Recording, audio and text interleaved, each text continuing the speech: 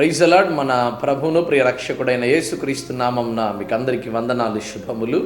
దేవుడు మరొక్కసారి మనందరినీ సజీవులుగా ఉంచినందుకు ఆ ప్రభుకి మహిమ కలుగును గాక. ఈ దిన దేవుని వాక్కును మనం ఆలోచన చేద్దాం. ప్రియమైన బిడ్డలారా, సామెతల గ్రంథము 10వ అధ్యాయము 22 వచనం. యెహోవా ఆశీర్వాదము ఐశ్వర్యము ఇచ్చును. ప్రియమైన బిడ్డలారా, దేవుని వాక్యం తెలియజేయబడతా ఉంది. దేవుడు ఆశీర్వాదమును ఐశ్వర్యమును ఇచ్చును అని. దేవాది దేవుడు సర్వ సృష్టిని తయారు చేస్తున్నప్పుడు ఆయన తయారు చేసిన ఈ సృష్టిలో ఉన్నటువంటి జలచరములను, పక్షులను, భూజంతువులను సమస్తమును కూడా ఆయన మంచిది మంచిది అని అన్నాడు. అయితే ఒక్క మనిషిని మాత్రము ఆయన ఆశీర్వదించెను అనేటువంటి మాట. అయితే ఈరోజు చాలామంది భూమి మీద దేవుని యొక్క ఆశీర్వాదమును పొందుకోలేని వారిగా ఉన్నారు కదండి. దేవుడు ఆశీర్వదించేవాడే కానీ శపించేవాడు కాదు. అయితే దేవుని యొక్క ఆశీర్వాదం పొందుకోకుండా, దేవుని యొక్క దీవెనలు పొందుకోకుండా ఈరోజు అనేక మందికి ప్రభు మంది వ్యతిరేకంగా తిరుగుతూ ఉంటున్నారు. ప్రభు సన్నిధికి రాక వ్యతిరేకమైనటువంటి ఆలోచనలతో తిరుగుతూ ఉంటున్నారు. ఒకవేళ నీవు కూడా అలాంటి ఆలోచనలో ఉంటే దేవుడు ఉదయకాలం ముందు హెచ్చరిస్తున్నాడు. దేవుడు నిన్ను ఆశీర్వదించడానికి పిలిచాడు కదా. మనల్ని పిలిచిన వాడు నమ్మదగిన వాడు, నీతిమంతుడు అనేటువంటి మాట కనబడుతుంది కదా.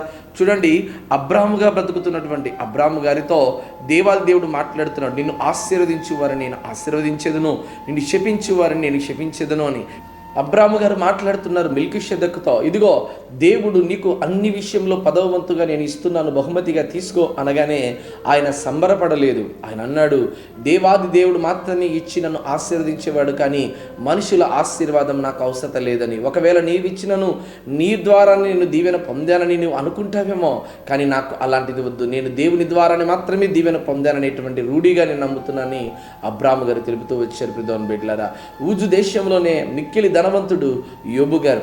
యోబు గారి యొక్క కుటుంబానికి చుట్టూ కంచె ఉన్నది. ఆ కుటుంబాన్ని దేవుడు కాపాడుతున్నాడు. ఆయన దగ్గర అన్ని సమస్తమైనటువంటి ధనం ఉంటున్నప్పటికీ కూడా, ఐశ్వర్యం ఉంటున్నప్పటికీ కూడా, పిల్లలు, సంతానం అన్నీ ఉంటున్నప్పటికీ కూడా దేవుని ఎదుట తన ప్రవర్తన ఎంతో యథార్థంగా కనిపెట్టినటువంటి వాడిగా ఉన్నాడు. దేవుని సన్నిధానంలో ఆయన ప్రవర్తన యథార్థముగా ఉంది. చెడుతనను విసర్జించినటువంటి వాడిగా ఉంటున్నాడు. ఆలోచన చేయండి ఒకసారి. ఇదిగో భూమి మీద యేసుక్రీస్తు ప్రభువారు తన నోటితో చెప్పారు. ఏమని తెలుసా? ఇదిగో ధనవంతుడు ఒకడున్నాడంట. అతడు ఉదారంగ వస్త్రములు ధరించుకుంటూ తినుచు త్రాగుచు సంతోషంగా బ్రతుకుతుంటున్నాడు, కానీ దేవుని మాటలను ధిక్కరించినటువంటి బ్రతుగా బ్రతుకుతున్నాడు. దేవునికి ధనవంతులు అంటే కోపము కాదండి. దేవుడు ధనవంతుల మీద శాపం ఇచ్చేవాడు కూడా కాదు. దేవుడు మాత్రమే మనిషిని ధనవంతునిగా దీవించేవాడు, ఐశ్వర్యం ఇచ్చేవాడిగా ఉంటున్నాడు. అయితే నీకు వచ్చినటువంటి ధనము, నీకు వచ్చినటువంటి ఐశ్వర్యం ఏదైతే ఉందో అది ప్రభుకి చాలా చిన్నది. అది ఈ లోకంలో నీ అక్రతను బట్టి, నీ అవసరతను బట్టి, నువ్వు చేస్తున్నటువంటి ప్రతి పనిని బట్టి, దేవుని యందు నువ్వు చూపుతున్న విధేయతను బట్టి దేవుడు నీకు ఇచ్చాడే, కానీ ఇదిగో నిన్ను బట్టి మాత్రమే కాదు. ఇది ఏమైనాను దేవుని కృప మాత్రమే ఉంటున్నది. పౌలు గారు అంటున్నాడు, దీన స్థితిని ఎరుగుదును, సంపన్నమైన స్థితిని ఎరుగుదును. అయితే సంపన్నమైన స్థితిలో ఇదిగో నాకున్నదని నేను ఎప్పుడు కూడా హెచ్చిపోలేదు, తక్కువ ఉందని కూడా నేను దేవుని దూషించలేదు. అయితే నీవు దేవుని ఎదుట ఎలా ఉన్నావు? దేవుడు మాత్రమే నీకు ఆశీర్వాదమును ఐశ్వర్యం ఇచ్చేవాడు. ఐశ్వర్యం ఉంటున్నప్పుడు నువ్వు ఏ రీతిగా నడుచుకుంటున్నావు, ఐశ్వర్యం లేనప్పుడు ఎలా నడుచుకుంటున్నావు?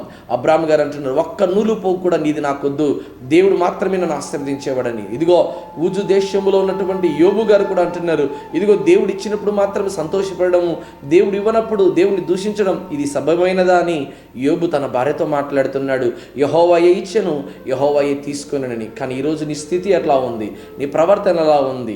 నీకు ఉన్నప్పుడు ఒక రకంగా ఉంటున్నావు, లేనప్పుడు మరొక రకంగా ఉంటున్నావు.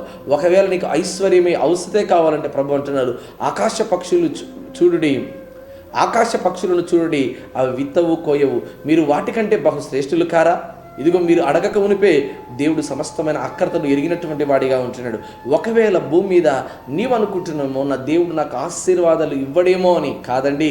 నీ జీవితంలో వేటినైతే దేవుడు ఇవ్వాలని తన జీవాగ్రంథంలో, తన ఆలోచనలో, తన ఉనికిలో దేవుడు నిశ్చయించుకున్నాడో అవి తప్పకుండా నీ గొంతులో ప్రాణం పోయేలాగా సమస్తమును దేవుడు నీకు ఇచ్చే తీరతాడు. ఇది ఆలోచన చేయి. అయితే ఇచ్చినప్పుడు నువ్వు ఏ రీతిగా నడుచుకున్నావు, ఇచ్చినప్పుడు ఎంత యథార్థతను కనబెడుతున్నావు, ఇది మాత్రం దేవుడు నిన్ను అడుగుతున్నాడు.